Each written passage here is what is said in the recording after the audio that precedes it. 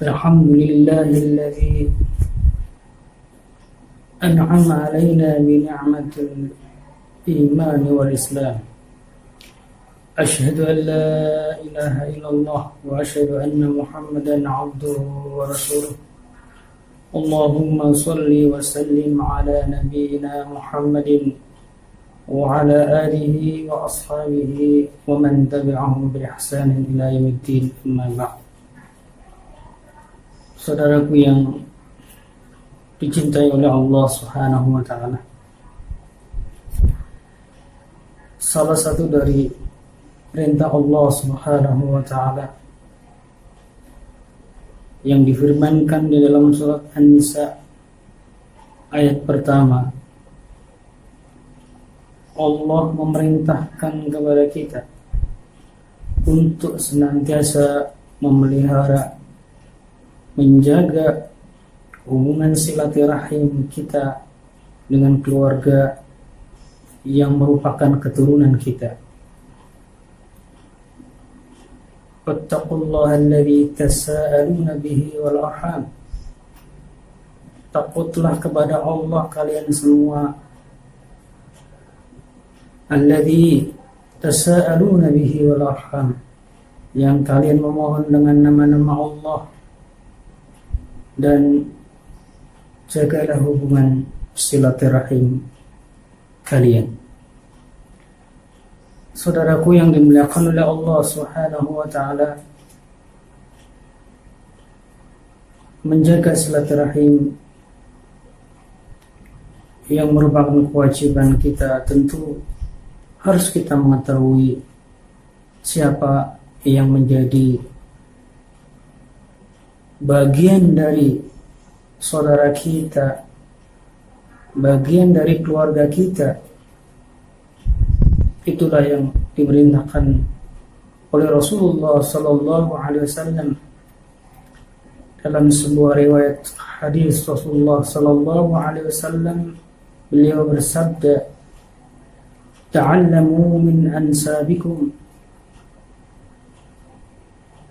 Belajarlah kalian tentang nasab-nasab keturunan-keturunan kalian.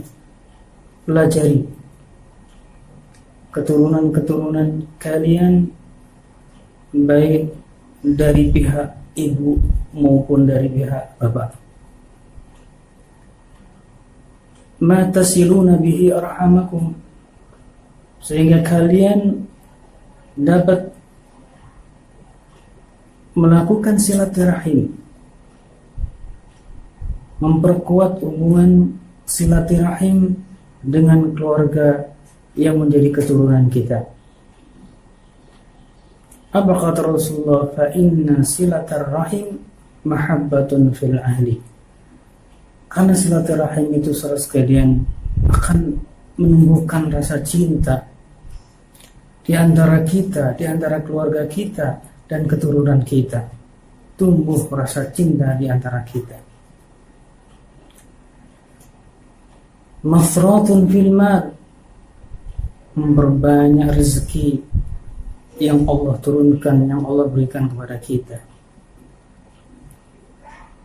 Tentu tidak terasa ketika kita melakukan silaturahim, Allah Subhanahu wa Ta'ala banyak melimpahkan rezekinya kepada kita. Rezeki yang diberikan oleh Allah kepada kita bukan hanya berupa finansial yang diberikan, yang berupa materi-materi, tapi rezeki adalah keberkahan-keberkahan yang Allah berikan kepada kita dalam hidup ini. Kemudian Rasulullah mengatakan, mansa'atun fil athar, bisa memperpanjang umur kita. Umur yang Allah berikan kepada kita ini akan selalu diberkahi di dalamnya. Bukan berarti dipanjangkan oleh Allah, yang ditentukan oleh Allah, ditetapkan 70 tahun oleh Allah, diperpanjang menjadi 80 tahun, bukan. Tapi yang dimaksud memperpanjang umur itu adalah Allah memberkahi umur kita yang Allah telah tetapkan kepada kita ini. Saudara sekalian yang dimuliakan oleh Allah, namun pada kenyataannya kita menemukan banyak di antara umat ini yang melupakan akan keturunannya.